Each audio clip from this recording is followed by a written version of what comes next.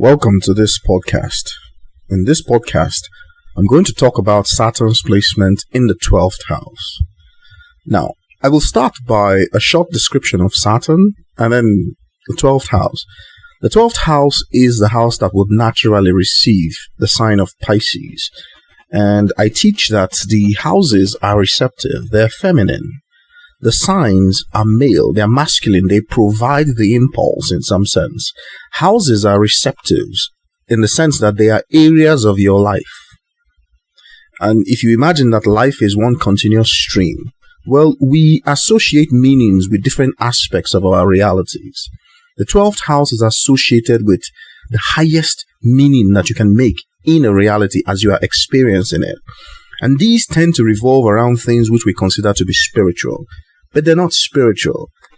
And I teach that there is no difference between the physical and the spiritual, really. The difference is in the type of meaning that is being made. All types of meaning are extensions of the self, because what you're doing as a person is that you are patterning yourself into a reality, as a reality, because there is no way to tell the difference between what a reality outside of you really is. There's no way to tell what it is. The best you can do is to define a reality based as yourself. So, the 12th house, Pisces and Neptune, they are concerned with those aspects of reality that represents the finest aspects of our cognition. It is the realm of our imagination. Why? Because in that realm of Pisces and the 12th house and Neptune, we have begun the transition of moving out of our solar system. We have begun the transition of moving out of the things that we know, because everything that we can imagine really is an extension of our experience in some way or form. You cannot imagine anything that has been outside your experience. Okay? If you imagine, you are imagining as if you are seeing the thing. It's an extension of your sense of vision. You can imagine a sound, but it's an extension of your sense of hearing. Neptune is concerned with what lies beyond. And so it represents the faculty of human beings to tell themselves the most fantastic stories that they possibly can. Because the fantastic stories that we can find and tell, they must be grounded in truth, which represents the reality that we are experiencing. Why? Because we're still human and we're anchored on a planet. You can feel the hardness of the ground underneath you. There is a structure to that experience. And so that experience resists the unbounded nature of these narratives, these fantastic narratives, which is why some people, attach Pisces, Neptune to aspects of illusion. And simply what they're describing is the decoupling of these aptitudes, these fantastic aptitudes, away from the reality that we're experiencing. What people fail to realize is that every new invention, every extension of humanity's cognition is an extension into Neptune or Pisces. Which is why, if you look at someone's natal chart, like Albert Einstein, for instance, there's a lot going on with Neptune and Pisces in his natal chart. Because with Einstein came the ability to conduct what he now called thought experiments. They're just imaginings. They're imaginations. But within your imagination, you can construct the context of an actual experiment and run it as a simulation in your mind. That's because Albert Einstein had the ability to feel the flow, which is a typical experience that comes from Pisces and Neptune, and also the 12th house. You understand? This flow is a real thing. It is the inspiration of the geniuses, the mystical artists, those who fall in love with nature, the herbalists, those who practice native aspects, native things. Almost all indigenous people practice some type of native understanding of nature. All of these are perceived as mystical, but they're not really. Their details have not been worked out. Why? Because they remain in the realm of Neptune, the realm of Pisces. And even though we call it Neptune, Pisces, these are just names. What we're really describing is an aspect of cognition. The aspect of your reality, the aspect of yourself, which behaves in a way that is mystical in some sense, meaning that it's not fixed. You cannot delineate it, meaning that you do not understand the boundary nature of it. which is where Saturn now comes in. Because Saturn is that aspect of our consciousness that is concerned with the manifestation of a physical reality, which simply means that we understand where the boundaries of things are, and the boundaries themselves form the measure of how we experience ourselves. For instance, if you touch a table, you're not really touching anything. What happens is that you can feel the electrostatic repulsion that ensures that things remain separate from themselves. It's a definition. And the reason why that happens is because you have to be able to define yourself as a singular entity so that you can experience the illusion of separation. If you couldn't do that, then everything will blend into Neptune and Pisces. You will see the connection between everything. And as everyone who has significant Piscean or Neptunian placements in their natal chart, or significant 12th house placements, what they will all tell you is that it sometimes becomes very difficult to manage in the actual hard physical world, the hustle and bustle of the average world. Why? Because these people are not fully immersed in that world. If you have significant placements with Neptune, Pisces, and all that, it means that there's a significant part of you that is outside of the Saturnian experience, even while you still need to be Saturnian. All right? It's a typical struggle. Every Piscean will tell you, every significant Piscean will tell you, because they belong to both worlds, and it can be very difficult. Why? Because they experience the realities of both. They cannot negate one from the other. Okay, so once they find a way to blend these two things together, they can do their best work. For instance, I've given you the example of Albert Einstein, who came up with these thought experiments, this way to dream about physics. And from there, he was able to bring down a lot of things. I mean, E equals to MC squared was literally established on his piece of paper before any physical experiment confirmed it. It's also, the work I do in organized complexity. I do a lot of these, all right, because I have to imagine these realities before anybody can actually test them out to confirm that they're true. Well, mathematics in a certain sense is a type of dreaming also, but it is anchored in rules. The rules represent the Saturnian aspect of this thing to ground it. Otherwise, it could be anything. So Saturn is naturally uncomfortable in the 12th house, because it cannot be Saturn in the 12th house. It cannot define boundaries. Why? Because the 12th house will not allow that. The 12th house is a house where everything is formless. There's no structure, but it allows one thing. You can imagine structure. You can imagine boundaries. You can imagine whatever you want, at least for a short time. And Saturn in the 12th house is the power of that imagination, that imaginative faculty, the ability to cross two realities and blend them into one. It's an extremely powerful thing if you know how to use it. Once you overcome the tendency towards mental disintegration, cognitive disintegration, because here we're dealing with a strain on mental health. Why? Because most of the things that go on in your head, you will never be able to explain them to another human being if you don't find the right grounding or the language that anchors you to the reality that everyone can relate with. Otherwise, whatever you say, you appear like somebody who's lost in some sense. And most Saturn in the 12th house people, they spend their time daydreaming. They struggle a lot. Significantly, that's why it's Saturn. Why? Because not only do they have to deal with the conditions of the 12th house, Pisces or Neptune, wherever it is in your natal chart, they have to bring it down to earth. That's the challenge. And so it's like slamming two realities together. Imagine two cars, moving very fast, and then you just slam them into each other. Well, that's what Saturn in the 12th house connotes. And this person, when they're young, usually they struggle with finding how to utilize this. And some people drift completely. They never really settle down into finding a way to work with these two parts of themselves. And so it represents a long-term burden.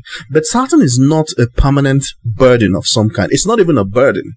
It's the realization that there is an aspect of you that stretches all the way from what you consider to be the material, all the way to what you consider to be immaterial. The realization is that there is no difference between the two. The difference appears to be details. Details simply means how much of the connections can you see? How much do you understand?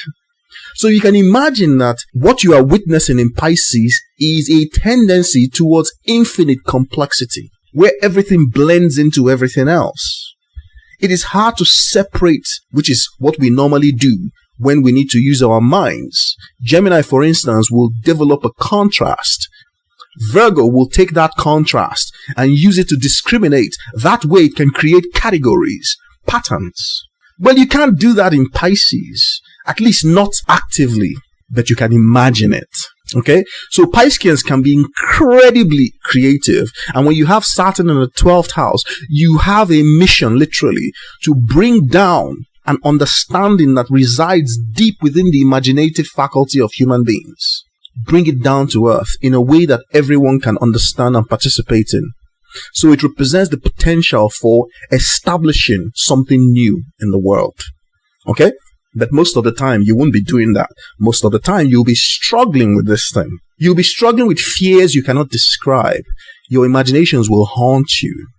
And if you fall into the trap of being overly pessimistic, wow, then it means you won't be able to live a normal life. Because all your fears will haunt you. There will always be something, some boogeyman somewhere, or something. You may have a phobia for health problems. You may have a phobia for spirits. You may have a phobia of everything spiritual. Or you may be lost in a sea of meaningless superstition, unable to break out into a normal routine. Now, these things are not easy, but every single one of them represents a mental health challenge. And there's nothing wrong with that. You have to understand something. Your brain is an organizer because the universe organizes complexity. That's what it does. Okay? So your brain is trying to create an experience that you can define as a self. And the reason why it does that is to create a focal point for storytelling. Why? Because it wants you to latch onto the stories that are fantastic, beautiful, and true. Neptune, Pisces, that is the limit of what is fantastic and what is beautiful. Your task is to now ground it in truth. Now, when you're no longer a singular human, when you go back into the universe, then you're not concerned with grounding anything in truth, because whatever it is that you can imagine is already truth. So you do not experience yourself as a singular thing. You experience yourself as everything. Okay? Whatever that is. Alright? But as a physical center of consciousness on an earth, on a planet, then the mission sets out a time period in some sense, wherein you have to engage with this luminosity of the overall universe, the universality of it all. It's almost like you are still the universe, and yet you are singular. It creates a contradiction. The boundary of that contradiction is a very potent aspect for creativity, because people bring down all sorts of things. I mean, you can't even imagine what's going on in the imagination of someone with Saturn in the 12th house. They're all over the place. What they need is a significant form of expression, because that Saturn represents the peak of ambition. All right? It cannot be realized as an active Saturnian experience in the 12th house. It can only be realized in imagination.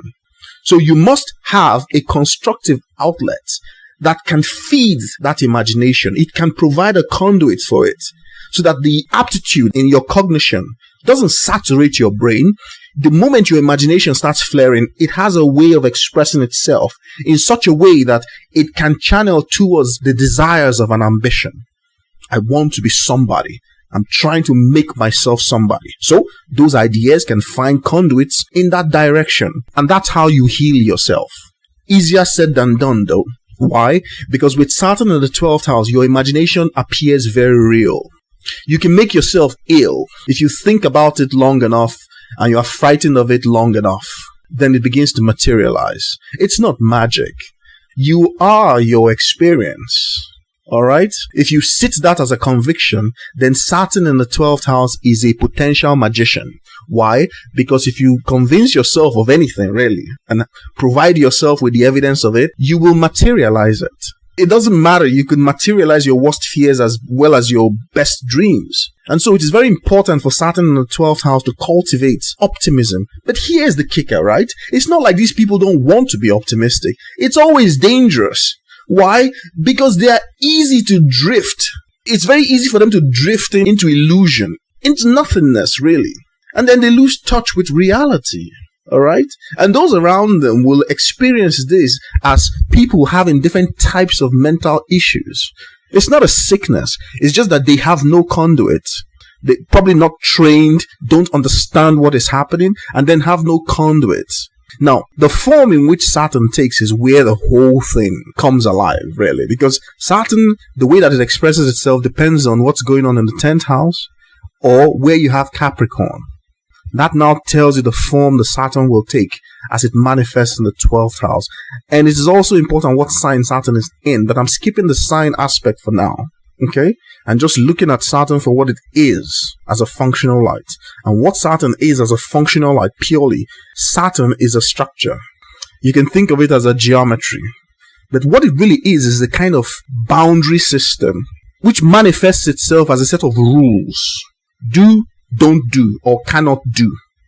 And what it is that there's nothing really stopping anybody from doing whatever you want. The problem is that the way that this boundary system or this pattern is encoded in your psyche, what it does is it acts as a control system. Because that's what Saturn really is. It is the control system for your earthly cognition. And what it does is that it reminds you of the potential that you are born with. That potential sitting as itself as the peak of an ambition. It is the eventuality of the motive that you are born with. The predisposition that you carried into this life. It needs a peak material experience, which is what that Saturn is, which is where you have Capricorn as well, and the condition of the 10th house. Once you begin to engage in activities that seem deviant from that commitment, then the accusations begin. And boy, do accusations wear you down when you have Saturn in the 12th house. Why? Because you don't even understand what the Saturn is in the first place. It exists in your imagination. And so it pops up in your dreams and your fears. Whichever way you are feeling in your imaginative faculty, that's where the Saturn is. And so early on when you are born, you tend to pattern that Saturn around one of your parents or one of the authority figures that you learned what authority means from them. They are the ones that presented reality as a set of rules. The ones that said, don't do that, or the ones that said, you cannot do that. That's who you pattern that Saturn around. And that now embeds itself in your imaginative faculty. And every time you feel like you are deviant from the rules, that voice pops up again in your imagination. And it accuses you. An interesting thing about Saturnian accusations is that they are true. That's why they're potent. That's why they're able to restrict the psyche. Because if they weren't true, you can go ahead and ignore them, but you can't. That's the entire point. You can't. Because if you ignore them, then those accusations begin to manifest as restrictions in real life. Limitations. No. You try to open this door? No. You try to open that door? No. And all you get are no's. And very quickly, a succession of no's leads to sadness and unhappiness. And if that becomes chronic, you begin to experience depression. And what is this really? It's like a weight on your shoulders. Why? Because it is the weight of your ambition. It is the potential that you are carrying that becomes the weight that crushes you, that restricts you. Now, I'm not saying that every time this happens that it is wrong. No, the entire message is encoded within the entire natal chart, which is why you must always get a synthesis. Don't listen to one of these podcasts and say, oh, that's what defines my reality, because it does not. It doesn't. However good it sounds, it doesn't.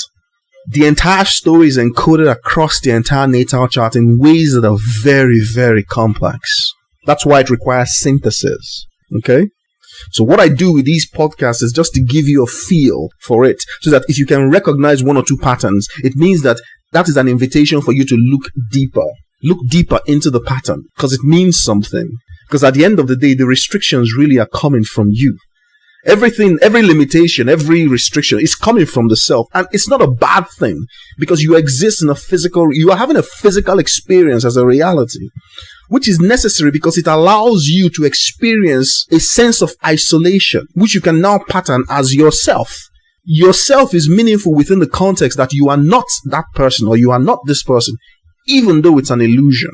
In order to make sense of reality, we need to create boundaries and structures. Otherwise, we have no idea what is going on. And yet, those boundaries and those structures don't really exist, because the entire reality system is Neptunian. It is Piscean. The solar system, as confined as it is, it takes an amount of traveling velocity to escape the clutches of the solar system, of the sun, and to leave the solar system. There's a spacecraft called Voyager. It's been traveling for about 50 years. gaining enough velocity to leave the solar system. So there's an escape velocity. But yet, the sun is basically falling into nothing. And it has no real boundaries, even though, obviously, gravitational, behavior means that there's something called an Earth cloud. But there's really no boundary. You can go from one star system to another star system. You can go from a galaxy to another galaxy. There's nothing stopping you. And yet there is. And that's the way that you experience yourself. You experience yourself as a sense of self, some type of island in some sense, right? Restricted in some sense because you are what you are and then you are not the other person and yet you are. Understanding these subtle differences, that is the nature of enlightenment. It is the nature of wisdom because it's the accurate description of reality. Whatever you think of it, your reality is coming from you. It is patterned after that Saturn that is in you. All right. The accusations, what they do is they make it difficult to sit convictions. And convictions are based on evidence. And that evidence is what creates reality. So we all experience our convictions as a sense of self-acceptance. We don't know it's happening because it's unconscious. But it's a holding of some kind. It's like holding your loved one so close. All right. But that's what you're doing deep inside you, but you don't know. But the way that you hold that loved one, the real nature of it, the genuineness of it is what births a reality in front of your eyes, in front of your senses. That's really what it is. When Saturn sits in the 12th house, it appears as if this boundary-making system, this structure system, it appears as if it dissolves and disappears from your reality. So what's the advantage of having boundaries and structures? And it means that you can create sensible realities from the point of view of our earthly world. Everything can have its place, Development can have well-established milestones. So you go to school when most people are going to school.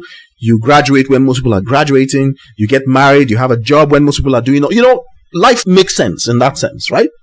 When Saturn is in the 12th house, it's as if the structure itself, the boundary system, the thing that creates these patterns, it's like it dissolves from your reality. It's like it disappears. It's there, but you don't feel it anymore. Why? Because it is in your deep unconscious. It is in the collective. So there is a tendency for Saturn in the 12th house to see the entire collective as the source of the restrictions. That's really what it is. Okay, and the person appears to be battling some agency that appears in the wider collective. It's like battling the whole world. And this is terrifying. And so Saturn in the 12th house spends most of his time hiding, trying to conceal themselves. And yet the Saturn is very evident. Why? Because as at the time when this person was born, Saturn was in the sky, just above the horizon. That's why it's in the 12th house. So the person is carrying a very potent version of it. And the challenge comes from the fact that they are carrying a very potent Saturn and they do not know that it is there because it's in the imagination. Remember, the 12th house, it can be anything that you want as long as you can imagine it, at least for a short while. The only consideration is that at the end of the day, the imagination must dissolve. Otherwise, it will wear you out. So imagine someone who is carrying a very potent form of something and they don't know that they're carrying it. They're not aware of themselves on that level. And yet, everywhere they go, they are bringing that potency to that environment. So what happens is that they experience realities that they do not understand because they cannot reconcile those things to themselves. And this goes for every planet in the 12th house. It appears that that functional light is hidden from their reality, but it's not. Everyone else can see it and feel it, except the person themselves. They do not understand the measure of their strength. Why? Because it's not in their direct experience. It's in their deep unconscious. The challenge is to bring it out from there by giving it a conduit. First of all, recognizing that it's there, and then giving it a conduit via which it can flow out into the nature of the ambition. The ambition needs to be acknowledged. It needs to be brought into the light. And the effects of that drive towards that ambition, they need to be made evident to the person, so that the person can accept it as their own. And that means that they can begin to look for the conduit that allows them to express this ambition in very healthy ways. And then the collective environment that has represented a barrier for them, or a cage for them, or a source of fear for them, can now transmute into a source of strength. Saturn in the 12th house now becomes the ability to connect with the collective. You are looking at someone who can manage and administer to a wide variety of people. The collective unconscious, mass communication, administration. And they become very good at these things But they also make very potent scientists, like I say, if that is the conduit for them. These are people who can dream up realities and bring them down into Saturnian reality. It's a very potent thing. I've given you the example of Einstein. So if you have Saturn in the 12th house, what you need is, you need to give yourself a break. You need to understand what your mind is doing and how it is doing it so that you can give yourself a break. You are an imaginative faculty. That's what you are. So you live in a reality that's very different from the rest of reality that everyone else is experiencing, because your challenges lie in those imaginative realms. Realms of infinite complexity. And you must give yourself time to dream. Give yourself time for seclusion. Your dreams are so important because they are the source of the raw material that you will have to transmute and bring down into the world. Instead of being a burden, when you come to understand how to do this very effectively, you're looking at the ability to be a successful magician. There's no magic anyway, but you understand what I mean. You become aware of processes that are so hidden in reality, such that only you know about them. But you know about them in a very regular way, in the sense that you can repeat the procedures over and over again. To everybody else, it looks like you're doing magic, but you're not. Okay? The challenge is now, because knowledge is not meant to be closed in some sense. It's meant to be brought down and then opened up, because it has to go into the collective. Alright? So Saturn in the 12th house means that you can't really serve yourself, because self has no focal point in the 12th house. In Pisces, self has no focal point. You are everything. Okay? And so whatever the life task is, it must connect to everything. And when you know how to do this, you will transition into a being of absolute joy and pleasure. Because you're a magician. Alright? Whatever you imagine, once you know how to do it and you know the conduit out, because everybody's conduit is different. It's like a pipeline that flows out of you. Once you know how, then you'll understand that you gotta guard your imagination, because anything that you imagine is strongly enough like that, you will bring it down. Alright? And then the challenge now becomes to marry the two things together. Beauty that is true. With Saturn in the 12th house, there is a constant yearning for self-sacrifice. It's not self-sacrifice in the term of self-sacrifice. What it is that you want to leave the solar system, because you can already feel what it is like to do so. You want to actualize it. And the way that that transitions to a physical reality that you're having is transitions into a tendency to want to sacrifice the physical self. So you want to take on the weight of the world. You want to take on all the challenges of the world. You want to throw yourself under the bus for everything. No. You were sent here for a reason. And what you have to do is to materialize that reason. And that reason requires a lot of compassion, because it's the 12th house. But it's not compassion that decimates the origin of the compassion. That's not what it is. Alright? Since Saturn itself represents the pinnacle of ambition, then Saturn draws out the lessons of the 12th house. The lessons are always around the idea of illusions, falsehoods, lies. When your imagination stretches to the point where it's no longer useful to anything or anyone, it becomes a burden. Alright? Saturn is the keeping it real functional light. It means that it has a purpose on this planet. So don't go throwing yourself under the bus. Don't accept more than you can handle, because Saturn in the 12th house always predisposes you to confinement, whether it be institutionalization of any kind or restrictions of some kind. And sometimes the restrictions could only be mental health challenges that just stop you from participating in life like everybody else can. So you need to watch out for that. And simply what that means is that you need to be able to give yourself all the positive reinforcement for your imagination. Stay away from too much negativity, because you're like a sponge. You can absorb everything. You can connect to everything. Now, when you make the wrong connections, the Saturn comes alive and it begins to accuse you. And the accusations can be very devastating. Alright? Now, in the Prometheus program, which is my flagship program right now in the 5 principles of organized complexity, the entire focus of the program is to remove accusations. Not by denying them, but by responding to them. Because the accusation is a question in some sense. The accusation is telling you that, hey, you've forgotten about me. I cannot be ignored. I am you. So, in the Prometheus program, we help our clients to understand that that's you. There's nothing to be ashamed of. It's you. Be you. Because once you are you, according to the placement of that accuser, the accusations disappear. They turn into strengths. Now go and do you. Go carve out your you, whatever it means. Alright? because it will never be a bad thing. Because every human being, like I've said, carries the fundamental establishment of goodness. It is in the way that your brain is designed. Your brain is designed for beautiful truths. And if you deprive yourself of those beautiful truths, you will go insane. You will lose your mind, literally. And you will suffer gradual or, chronic neurodegeneration. You begin to imagine sickness and craziness. And if you get lost in this, then you become a being that can no longer be found. You will hate yourself so much that every strategy you will pursue will lead you to self-annihilation. It's because you can no longer stand in front of God. You're too ugly. You're too ashamed of it. So you will create the anti-version of yourself. Alright? I often use the story of Cain and Abel. It's a story in Genesis. There was no real Cain, there was no real Abel. They're talking about the psyche. Okay? Very important.